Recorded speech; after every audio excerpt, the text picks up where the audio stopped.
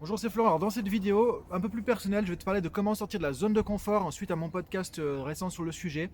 Je vais donner des exemples concrets que j'ai vécu dans ma vie personnelle et professionnelle pour illustrer tout ça. Et à la fin, on verra la conclusion, vraiment ce qui est pour moi la recette vraiment pour pouvoir sortir de sa zone de confort, atteindre tes objectifs et même aller au-delà vers la meilleure version de toi-même. Je vais te montrer par exemple comment je suis passé de quelqu'un de très timide avec aucune confiance en moi, aucune estime de moi, à pouvoir écrire un bouquin, le sortir justement chez un éditeur de Capignon-sur-Rue, être un coach international, arriver à former et coacher les gens sur 3 continents, à pouvoir passer plus récemment ma licence de pilote d'avion, la licence théorique de pilote de ligne, etc. Je vais vous donner des exemples concrets de comment à chaque fois j'ai pu dépasser en fait mes peurs, les obstacles pour pouvoir avancer et atteindre et dépasser mes objectifs. Encore une fois, le but c'est pas de parler de moi, c'est vraiment de donner des exemples concrets. Et à la fin, on verra qu'est-ce qu'on peut en tirer comme conclusion justement pour pouvoir t'aider à pouvoir toi aussi, avec n'importe quel objectif, n'importe quel moment de ta vie, du pro, du perso, arriver à sortir de ta zone de confort et sortir de tes tripes la meilleure version de toi-même. C'est ça vraiment l'objectif de cette vidéo. Et on va voir tout ça à la fin.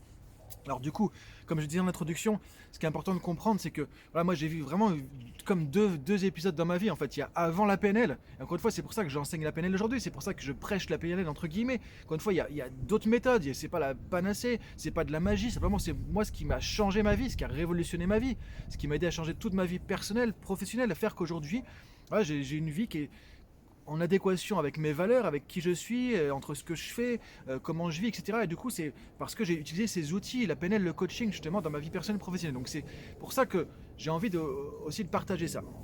Donc ça, c'est une petite parenthèse. Simplement, effectivement, moi, en fait, on pourrait penser peut-être le contraire. Mais quand j'étais enfant, avant que je découvre justement la PNL, que je commence à faire des formations en coaching, tout ça, j'étais quelqu'un de très très très réservé, très très très timide, même timide maladif comme on peut dire. C'est-à-dire que dès que j'avais 2 personnes en face de moi, je commençais à devenir rouge, je flippais, je stressais, j'arrivais pas à parler.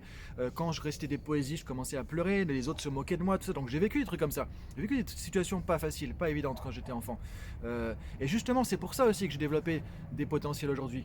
Et dans le livre que j'ai écrit justement, ce que je mets en sous-titre, c'est vos limites sont vos plus grandes forces. Et ces faiblesses, ces limites, justement, j'en avais à un moment donné ras-le-bol. J'avais envie de passer à autre chose. J'en avais ras-le-bol de ressentir ça, de me sentir nul, de ne pas avoir confiance en moi, de ne pas avoir d'estime de moi, de toujours penser que les autres sont meilleurs, etc.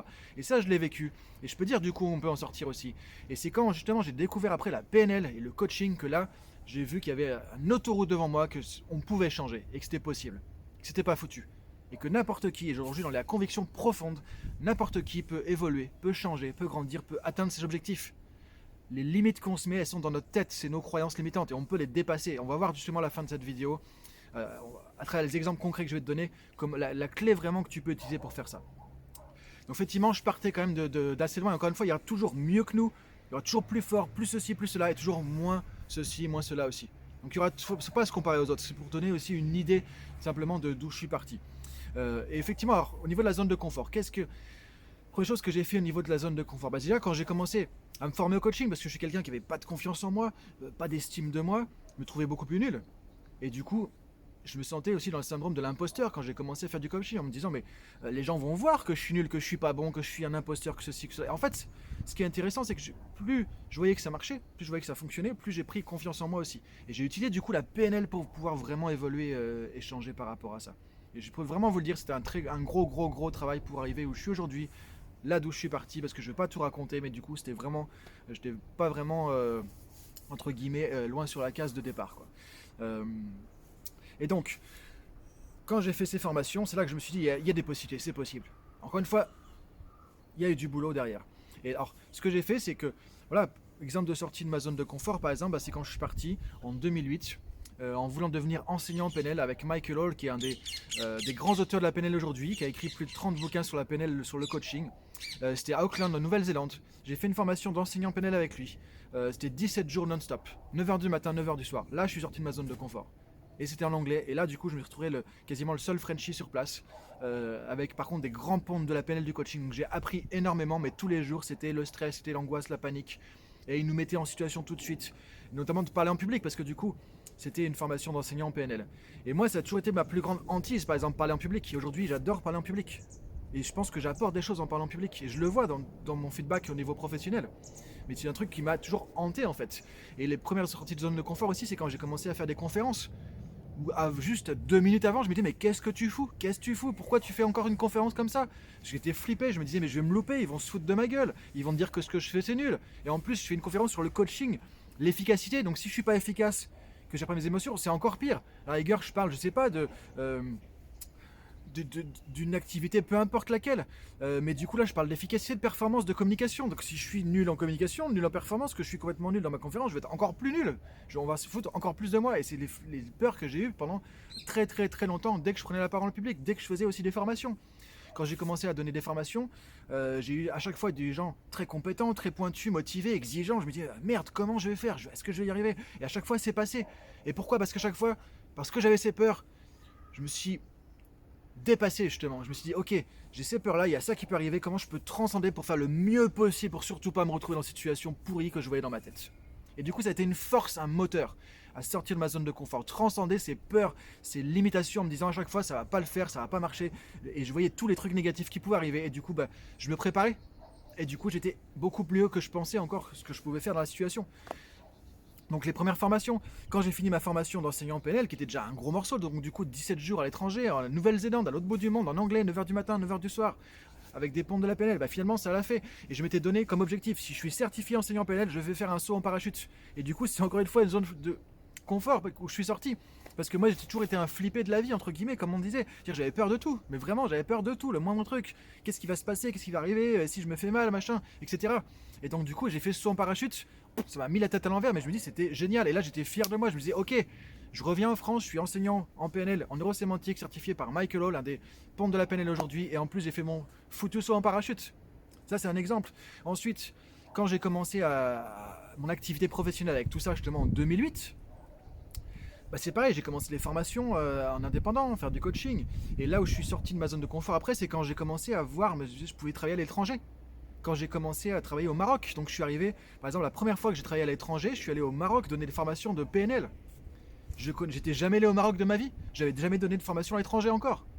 Je me suis dit, avec la culture, avec la religion, comment ça va se faire? Est-ce que je vais me faire rentrer dedans? Je vais être complètement nul, je vais y arriver ou pas? Et finalement, ça a été super. Ça s'est hyper bien passé. À chaque fois, ça s'est mieux passé que je pensais au départ. Mais par contre, j'ai dû sortir de ma zone de confort. Et là, j'ai dû sortir mes tripes et tout poser sur la table et avancer, quoi.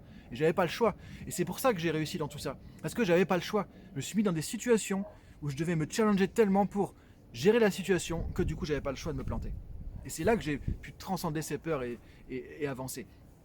Ensuite, j'ai commencé à donner d'autres formations. Donc, du coup, j'ai commencé à l'étranger. Ça m'a permis de me développer encore après. Donc, j'ai aussi donné des formations en Tunisie, au Luxembourg, au Maroc, je l'ai déjà dit, c'est là que j'ai commencé, à La Réunion, au Québec. Et ensuite, j'ai formé des formateurs en coaching en créant ma méthode de coaching en 2012. En 2012, j'ai créé ma méthode de coaching parce que j'ai vu que ce que je faisais fonctionnait. Je me suis dit, mais pourquoi je ne créerais pas une méthode avec ça? Et pareil, je suis sorti de ma zone de confort parce que je me disais, mais qui je suis pour créer une méthode? D'où je peux prétendre à créer une méthode. Et donc j'ai dépassé encore ça pour sortir de ma zone de confort et créer le neuroactive coaching. Et il y a des centaines de personnes qui ont été formées en France, au Québec, à l'île de la Réunion aussi, au Maroc, au Luxembourg, avec cette méthode. Et donc du coup j'ai encore sorti de ma zone de confort. Ensuite en 2012 j'ai écrit mon premier bouquin. Je me suis dit mais c'est une blague, j'ai un éditeur de chez Erol qui m'appelle, on crée une nouvelle collection, on est intéressé par ce que vous faites, etc. Sur mon répondeur, je me dis mais c'est juste une blague, c'est un copain qui me fait une mauvaise blague. Et non. Et du coup j'ai pu écrire un bouquin en partant de zéro. Ils m'ont dit qu'est-ce que vous pouvez écrire comme livre là-dessus, développement personnel avec vos outils qui semblent un peu particuliers, et on part de la page blanche. Je me suis dit mais je sais pas écrire un bouquin, j'ai jamais écrit de bouquin. Comment je vais faire? Et là encore une fois, j'ai dû sortir de ma zone de confort.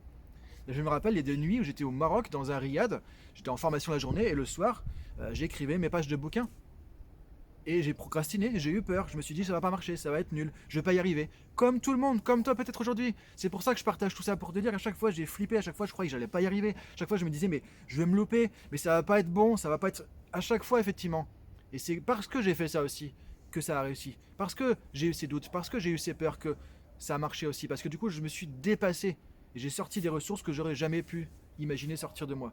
Et quand on dit en PNL, on a toutes les ressources pour réussir. C'est vraiment ce que j'ai vécu depuis une quinzaine d'années grâce à toutes ces expériences. Donc il y a eu ce premier bouquin. Ensuite, qu'est-ce qu'il y a eu? J'essaie de faire par ordre chronologique. Le fait effectivement de, comme je disais, de faire des conférences, de travailler à l'étranger, d'écrire ce premier bouquin, créer ma méthode de coaching. Ensuite, qu'est-ce qu'il y a eu d'autre comme élément? Je pense plus récemment aussi. Je peux te dire à un moment donné, j'ai eu pas mal d'expériences professionnelles où je me suis en contact avec l'aviation. Dans ma première vie avant le coaching, j'étais dans l'intelligence artificielle et je travaillais sur un projet européen qui était lié à l'aviation civile en fait. Et après j'ai beaucoup voyagé, donc en fait je me suis pris de passion un peu pour les avions. Je me suis dit mais tiens, pourquoi je pourrais pas devenir pilote d'avion? Pourquoi pas? Et en fait j'ai eu le déclic quand j'ai fait mon deuxième saut en parachute à l'île de la Réunion qui était en hélicoptère. Euh, et là c'était encore un petit peu de sortie de zone de confort, mais moins ce que j'avais déjà fait une fois en Nouvelle-Zélande, comme je disais, en 2008. Et je me suis dit mais tiens, pourquoi je pourrais pas aussi devenir pilote d'avion? Ça serait le truc vraiment le top du top quoi. Et du coup j'ai commencé ma formation de pilote. Ça a été compliqué, j'ai ramé, peut-être plus que pas mal de gens, parce que je faisais ça à côté de mon activité professionnelle. Et donc j'allais voler, j'allais au cours, et pendant 3 semaines je faisais rien. Et je revenais, j'avais oublié la moitié. Et je me disais, mais t'es nul, t'arriveras jamais à piloter. Tu passes des heures, tu crames du budget parce que ça coûte super cher aussi. Et voilà, les mêmes doutes, les mêmes craintes. Et finalement, le secret, on va voir la clé vraiment de tout ça, c'est que j'ai continué, j'y ai cru, et je me suis dit, allez, en fait, c'est ça qui est intéressant. À chaque fois, je me suis dit, je vais me ramasser, mais j'ai pas envie de me ramasser. Et il y a une partie de moi qui croyait, qui voyait de la lumière, qui disait, mais tu peux le faire, le truc là-bas, tu peux y arriver aussi. Et c'est ça que j'ai suivi, cette lueur de lumière que j'ai suivi malgré ces doutes, ces craintes, etc., que j'ai eu à chaque fois. Et donc, j'ai fini par avoir ma licence de pilote d'avion, pilote privé. Et donc j'ai eu la chance, alors j'ai passé aussi les qualifications d'avion, d'autres trucs, enfin d'anglais aéronautique, etc. Pour à chaque fois que je fais un truc, moi je poussais le curseur aussi beaucoup plus loin. Et du coup, ça m'a conduit à un dernier exemple que je vais te donner de sortie de zone de confort. Et après, il y a sûrement d'autres trucs que j'ai oubliés, parce que voilà, c'est tout le temps de toute façon que je me mets des défis, des obstacles, des objectifs, des obstacles que je veux dépasser, des objectifs que je vais atteindre, etc. Euh, et du coup, la dernière chose que j'ai fait, c'est qu'effectivement, en février 2020 cette année, j'ai validé ma licence de pilote de ligne avion théorique. Dire qu'en gros, j'ai la même formation aujourd'hui théorique qu'un pilote qui est sur A380, A320, etc. de n'importe quelle compagnie aérienne dans le monde. Et donc c'était 14 examens que j'ai fait avec la DGAC en anglais. On peut le faire en français ou en anglais. Je l'ai fait en anglais parce que l'aéronautique c'est en anglais. Et donc j'avais à peu près 7 ou 8 000 pages de bouquins à digérer sur l'aviation, avec tout de A à Z, sur la météo, sur les moteurs d'avion, sur l'aérodynamisme, etc. etc. Euh, donc c'était très très très compliqué. Et je pensais, franchement là je pensais que j'allais pas arriver à le faire. Et du coup j'ai réussi à faire ça en 1 an et demi, à côté de mon boulot. Et personne ne le savait. Quasiment personne ne le savait, en fait, à part ma famille, du coup, et quelques amis, que le midi, le matin, le soir, après les journées de boulot, j'étais sur mes bouquins d'avion. Je passais mes examens blancs en ligne, etc., etc. Et du coup, j'ai réussi à faire ça en candidat libre, entre guillemets, en formation à distance, donc avec les bouquins et démerde-toi, entre guillemets. Euh, et du coup, j'ai réussi à faire ça avec presque 85% de réussite. Il faut 75%. Donc là, j'ai vraiment dépassé ce que je pensais aussi. Là, je me suis dit vraiment, là j'ai vraiment eu ce sentiment, parce que là pour moi c'était le truc que je pourrais pas atteindre là. C'était vraiment trop quoi. Que vraiment tout est possible quoi. Et que tout est possible si on s'en donne les moyens. Et il y a encore d'autres exemples, tu vois, que j'ai en tête, que j'ai pas forcément formulé. Le but c'est pas de raconter tout non plus, mais c'est de pouvoir te dire vraiment. En gros la conclusion de tout ça c'est que quand on part même de très loin, en se disant qu'on n'a aucune estime de soi, aucune confiance en soi, qu'on se sent nul aussi, syndrome de l'imposteur que j'ai eu pendant des années, des années, des années. Mais en fait avec cette soif d'apprendre, pour moi, la vie, c'est apprendre. Et j'adore apprendre des nouvelles choses tout le temps. Soif de challenge. Non pas pour dire, oh, regarde tout ce que j'ai fait, mais pour me dire justement, si on est sur Terre, c'est pour évoluer, c'est pour grandir, c'est pour se dépasser. Moi, c'est comme ça que je vois la vie. Et pour moi, la vie est changement aussi. La vie, c'est se réinventer, c'est se recréer, c'est se renouveler, c'est évoluer, c'est se prendre des claques et remonter, et rebondir, et avancer, et dépasser. Et ça, on le voit plus que jamais aujourd'hui avec la crise du Covid-19. Que tout peut arriver et qu'il faut savoir se réinventer. Mais c'est pas négatif, c'est juste la vie. Et quand tu te réinventes, tu vas te dépasser, tu vas devenir la meilleure version de toi-même. Tu vas être encore plus la meilleure version de toi-même. Et c'est ça vraiment que je veux.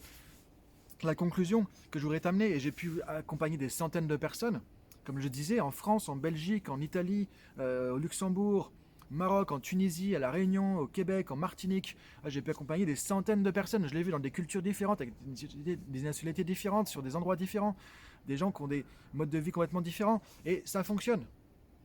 C'est les mêmes recettes qui fonctionnent. Et tu peux, toi aussi, si tu as des objectifs, si tu as des peurs, si tu as des doutes, tu peux les dépasser. C'est ça que je veux te dire dans cette vidéo. Et pour moi, la clé, la conclusion de tout ça, vraiment la clé pour sortir de ta zone de confort, c'est déjà d'avoir un objectif que ça ait du sens, que tu saches pourquoi tu te lèves le matin, pourquoi tu veux le faire. Et quand je voulais passer cette licence de pilote de ligne, justement, j'ai un objectif. Je n'ai pas encore tout dit, évidemment, j'ai des objectifs avec ça. Mais j'avais un objectif et j'y croyais. Je me suis dit, mais je veux le faire. Il y a une partie de moi qui flippait, qui me disait, mais tu vas te le ramasser. Une partie de moi qui voyait la lumière, qui disait, ok, c'est cette partie de toi qu'il faut que tu écoutes. Et si tu écoutes cette partie de toi, tu vas trouver les moyens. Et derrière, tu vas voir, ok, il y a toujours des solutions. Dis-toi aussi que même si c'est dur, tu sais pas comment faire, tu vas trouver des solutions. Et quand tu trouves les solutions, tu vas dépasser tes ressources. Et c'est là que tu vas te transcender sans même t'en rendre compte ta zone de confort et que tu vas devenir la meilleure version de toi-même et que tu vas dépasser tes objectifs.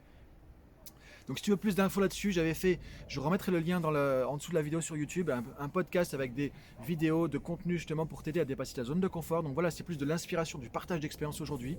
Je te dis en tout cas à bientôt, il y a plein de choses qui vont venir en 2021 pour t'aider à faire tout ça.